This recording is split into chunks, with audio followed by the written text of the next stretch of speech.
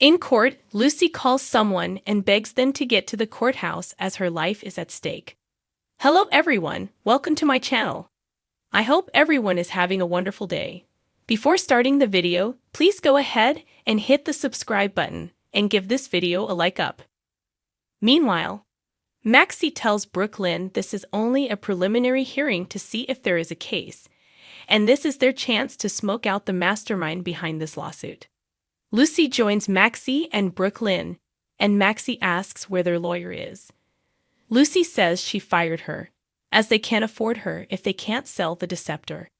She convinced Martin to represent them, but at the last minute, he flew the coop with Valentin. Maxie tells her how bad this is because they don't have representation. Lucy rambles on that this is a frivolous lawsuit, but Maxie notes they are completely in the dark here. Lucy thinks today will reveal the culprit and who they are up against. Suddenly, Jackson Montgomery walks into the courtroom. Portia brings Curtis home where Marshall and Trina are waiting. Trina rushes to him, embraces him, and says, "Welcome home, Dad."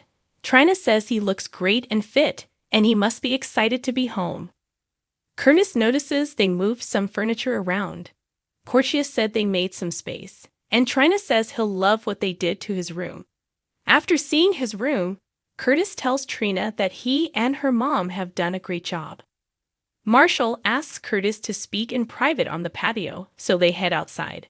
Marshall warns Curtis there is trouble at the club. He explains Selena tried to get him to sell the club again, and implied she could run them out of business. Curtis wonders if they should sell it. Marshall asks if he's lost his mind. Curtis thinks sometimes it's best to know when to cut your losses and walk away. Marshall feels they can do this together, but Curtis isn't sure he wants to go back to it. He thinks he may need to move on. Marshall won't push him but hopes he reconsiders. Back inside, Portia tells Trina her optimism might be making this more difficult for Curtis. Portia knows she's trying to help, but they can't push. She explains they have to let Curtis go at his pace. Trina feels terrible for making Curtis feel uncomfortable. Portia says Curtis felt the love from her too, and she made him feel welcome. She says they just need to let Curtis get settled. Portia promises they'll get through this as a family. Couldn't see who Austin was visiting. Carly suggests Drew could find out. Michael warns that could put Drew in more danger. Michael says Dex is on it and is reporting to him, so he will make sure Sonny gets help if he needs it. Drew finds Cyrus in the Pentonville library. Cyrus offers him some readings on soul cleansing and the Lord.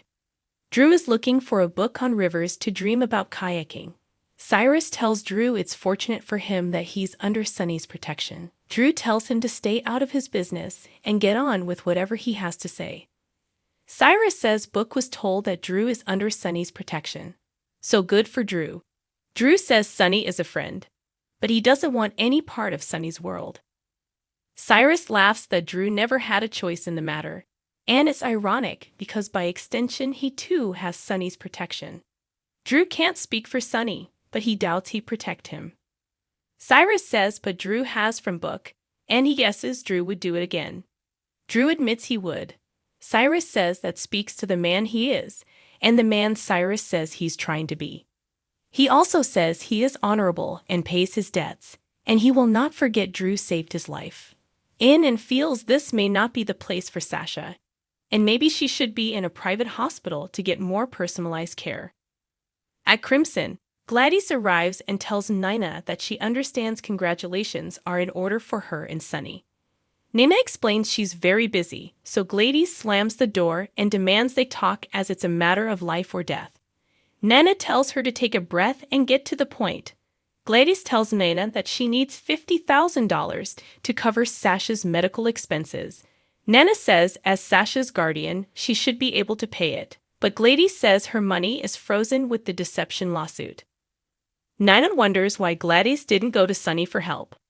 Gladys says they don't have the best relationship, and money is a touchy subject between them. Nina says as she can't be honest with her, then she can't help her and shows her the door. On the next General Hospital, Tracy offers to resolve things quickly and quietly. Gladys asks Nina what she has to do to convince her. Cody tells Sam This is the only way he can get into Ferncliff. Sasha begs Janice not to let Dr. Montague near her. Selena tells someone, "That's not my style." Dandy reveals the news isn't good. Sunny says, "That's the end of that story." Alarmed, Lucy asks what just happened.